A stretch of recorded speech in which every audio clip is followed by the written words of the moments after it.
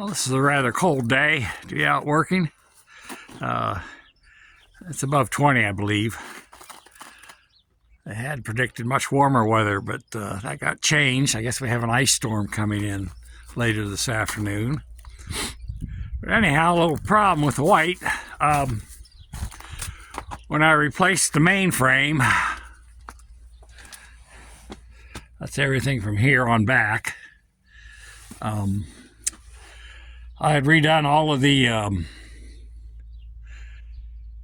hydraulic connections, especially this one and this one. When I replaced them, I purchased those European DIN style hose clamps. See there, the thread is embossed into the clamp rather than being punched.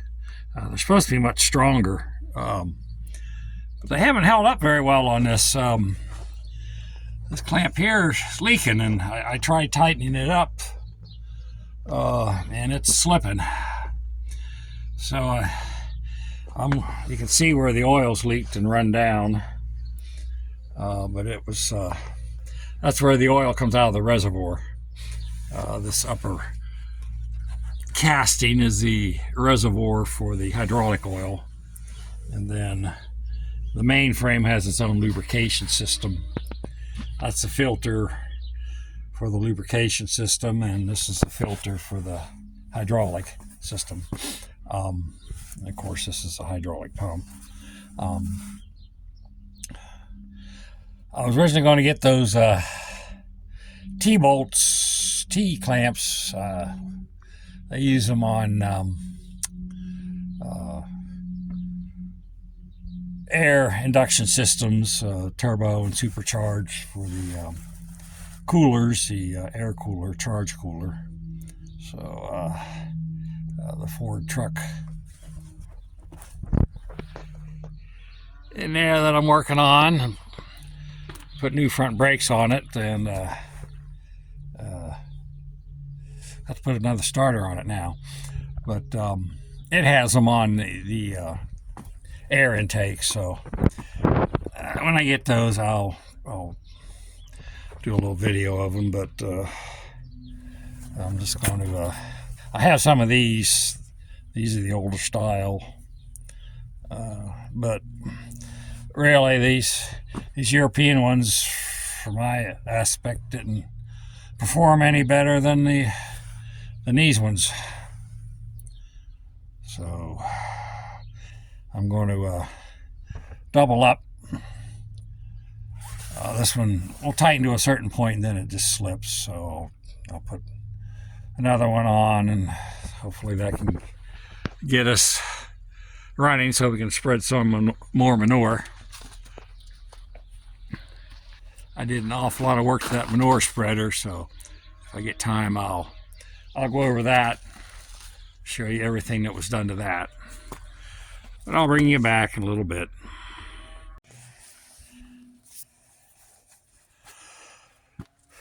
I got a couple clamps on there. I had to take the old clamp off. You can see how it's made. I'm not impressed with those at all now. I thought those were the greatest thing since sliced bread, but apparently not. I got two on there. The way this pipe comes down, there's very little room between it and the top of the pump. It's kind of a poor design. I couldn't get those clamps on there without taking the other off. They could have raised the filter up a little bit to alleviate that problem, but this is probably the design from the 2150 that had a cab here. So I guess everything was excuse me, tucked down in like that for the cab floor, or floorboards if you had an open station. So, but we'll I went tightened these up too. The other ones, probably just cold weather, everything's kind of loosened, contracted. Start it up, see if the oil was cooperating. And we'll put the covers back on and call it good for now till we get those new clamps. One thing I did do, this valve here, get my fingers out of the way. That coil, it energizes when you're starting to relieve the load on the starter. It bypasses the pressure so the pump can't build any pressure. My original coil was bad. I found a 12-volt AC solenoid, liquid solenoid for the liquid line feeds on air conditioning systems. But I found a coil, 5/8 diameter, and the length was just about perfect. Now, they do make those in AC and DC, various voltages, those coils. It came with a metal U-shaped piece wrapped around the outside of it. I believe that was for an AC coil to reduce the hum. Contain the magnetic flux within that space, but it wouldn't quite fit. It was too long with that on, so I took that off. I can't see if that would cause any problems. But the only bad thing about this was the original coil I had was, let me see if I can get around here. I don't know if I can get a better shot. Was, you can see the nut that held the coil on was internally grounded, so I had to run a jumper wire around, and I just grounded it under the nut that holds the coil on, between that and the washer, and it holds pretty good. But the other wire here comes from the cab, and of course it's connected to the key switch. So again, when you go to start it, that energizes that coil. So now these are the this is the pressure switch for the lube system. Ross, the Oliver guy, had quite a bit talking about these. He had a couple of videos he made where he retrofitted his 4150, added this system to it. But I did some investigating. I found a track or on Ag Group, a thread discussing these, and apparently until recently, AGCO had the wrong number on their parts list. A guy contacted them, and they researched it, and they've corrected the number.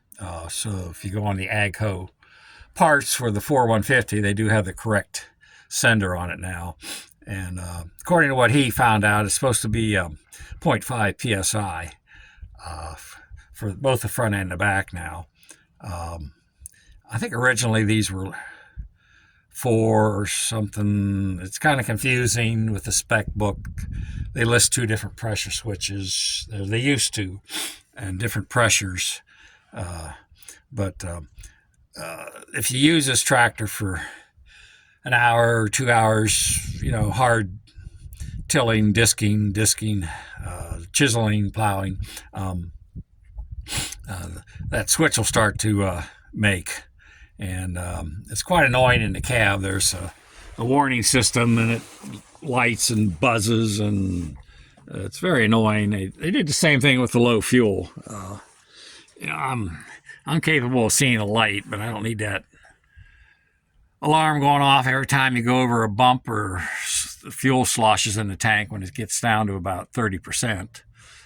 So you have to endure that for 15 minutes, 20 minutes till the fuel level gets low enough. It's not trying to reset that alarm. But I got some aftermarket switches, and I'll be putting those on. But they too have the same issue.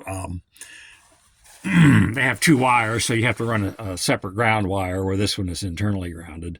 But I got them, both of them with shipping were about $50, which was less than one part from one of these switches would have cost from AGCO. And then you have to pay shipping on top of it. And the other switches around here, again, ground is slippery. Right there, that's they call this the transmission lube system. In the back one they call the PTO lube system. So, but I'll be switching those out when it warms up. And I still have the speed sensor I'm working on, but it's just too cold to do some of that stuff right now. But we'll get this tested and get it buttoned back up. I'll let you know how it turned out. Well, we got the leak fixed. The hydraulics seems to be working. It's not sucking air right now, so we're just going to top off the system, and I'll get those other clamps ordered. We'll take care of that. We did been having trouble getting this thing started, priming. When it sits a while, I had bought another solenoid, so I got that on. This one I had to externally ground it. It's not internally grounded. That's what this wire's for, and that's where the power comes in.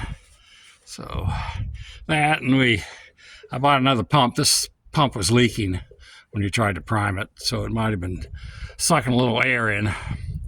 But we loosened these last two injector lines on both sides, prime it, and it started pretty quickly, really no problem. So we're kind of encouraged how quickly it started, that thinking it might have been sucking a little air in both those items as it ran, and it wasn't enough air to cause any serious issues, but that's what was causing the priming problem. So time will tell. If it sits for a day or two and starts right up, then we'll be in pretty good shape.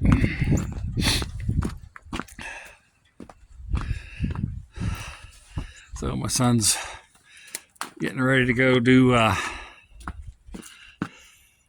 spread some more goodness on the fields.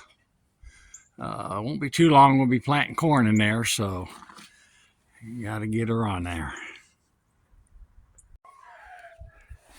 Well, it's been a couple days. Tractor sit for 2 days. It's somewhere between 20 and 30 degrees Fahrenheit, below freezing. So we'll see if this solenoid and pump has made any difference as far as holding the prime and starting. So this will be a surprise for you as it will be for me.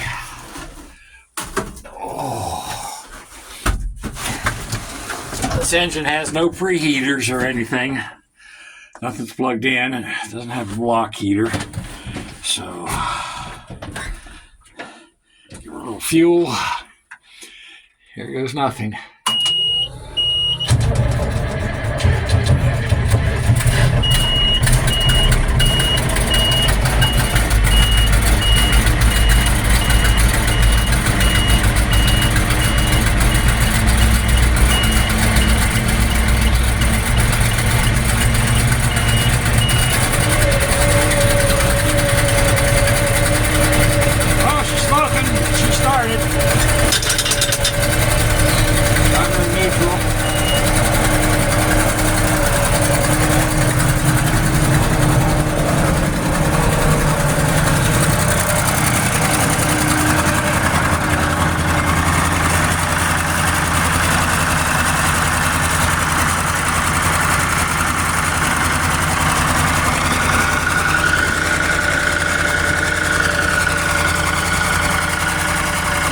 smoking after a while.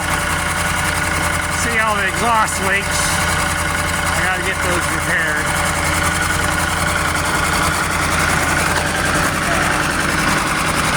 Pressure side here.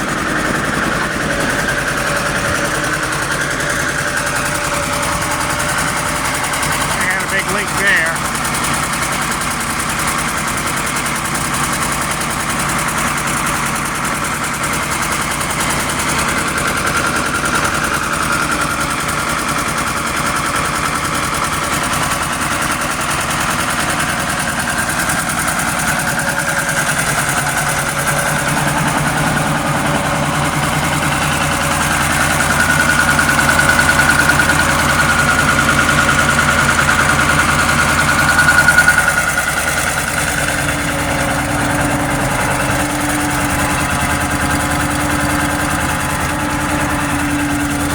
Hydraulic leaks.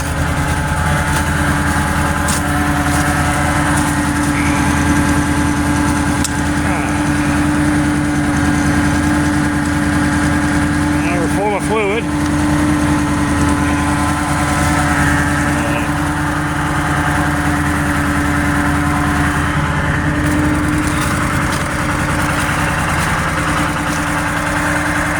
Well, that worked pretty good. I'll let her warm up for a little while. Quit smoking. There's a little mist in her. That's probably just the exhaust.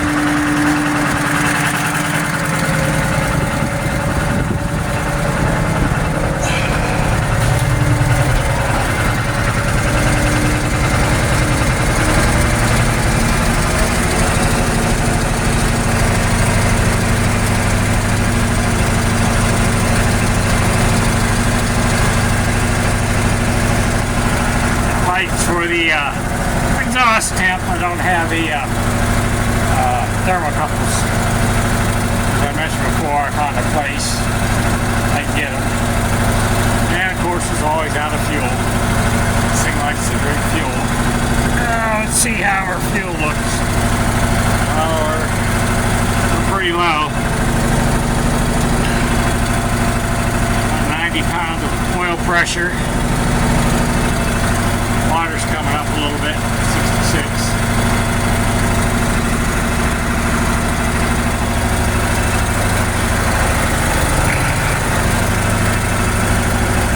This is the big difference between the 4150 and 4180. This has the electronic dash. So you can select various functions you want to look at. Got lamp test.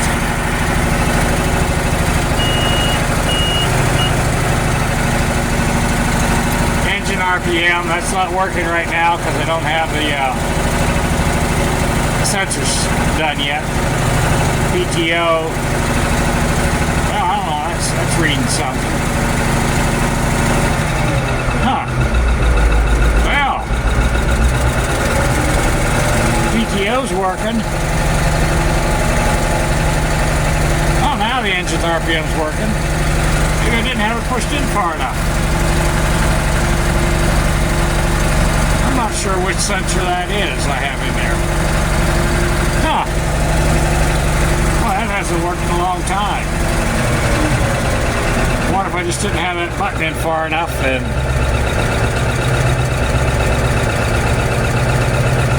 Huh. Wow. Learn something new every day. Got ground speed. And engine oil pressure, water temp, battery voltage. This thing's reading high. I've checked it with a meter out at the amp and the alternator. It's putting out a solid 14.9. So something's drifting in the electronics a little bit. 40-year-old electronics. Probably a dried out capacitor. Fuel, of course. Exhaust temp. Do that when I have nothing hooked up to them.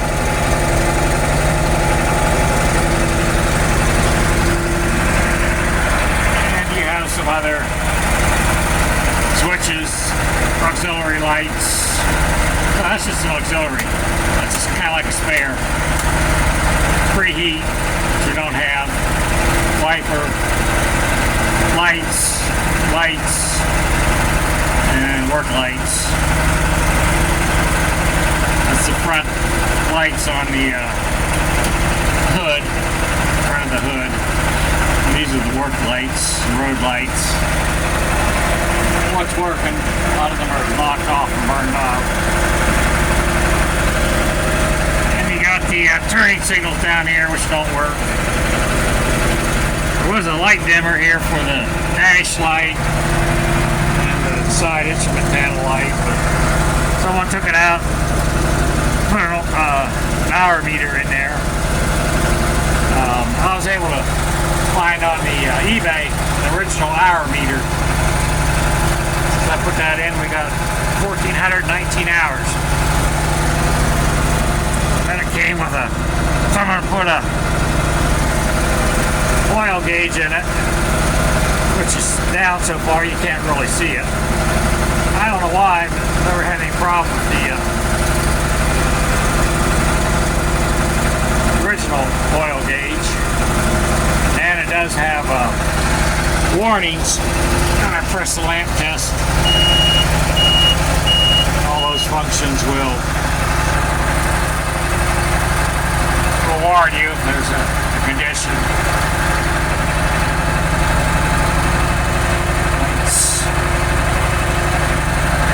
PTO lube, transmission lube, I think. Oil pressure. So. That's the service. Yeah, you can just read them right off of there. Engine air, coolant level, coolant temp, engine oil pressure. Yeah, it's right there. That's that pesky buzzer that goes off when it gets a little bit low on fuel and you're going over bumps. Plus the trans lube pressure, PTO lube oil pressure. I got the new pressure switches, the half PSI pressure switches, so hopefully when you work it for an hour or so, you won't have to start listening to those. Good hydraulic pressure. Get a lot of. Oh well, there. Jiggled it, the fuel light went out. Nope, not for long. No fuel gauge is working. Still, got that. Oh, I think I'll shut her down. Continue on with my truck project.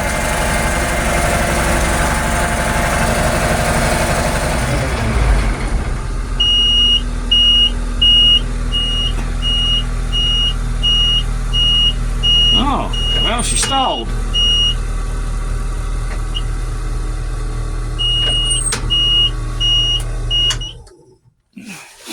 Well, I guess she just wanted to shut off.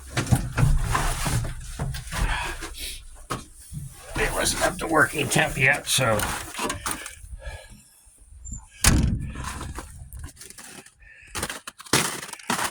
All right, well. Until the next one.